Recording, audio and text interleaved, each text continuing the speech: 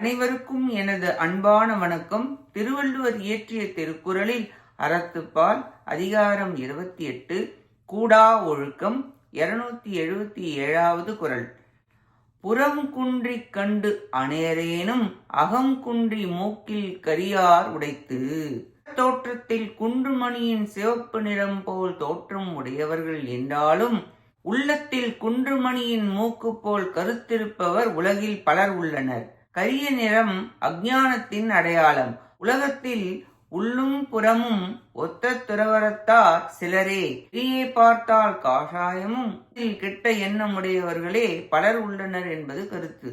மனதில் காமம் வைத்துக்கொண்டு தீயில் துறவு வேடம் பூண்டவர்கள் 4 மடங்கு கருப்பும் 3/4 மடங்கு செம்மையும் உடைய குன்றின் மணி போல் வெளியே பார்த்தால் காஷாயம், உள்ளே கருப்பான அஞ்ஞான காம ஈச்சை உடையவர்கள் இருக்கிறார்கள் என்பதை விளக்குகிறார்.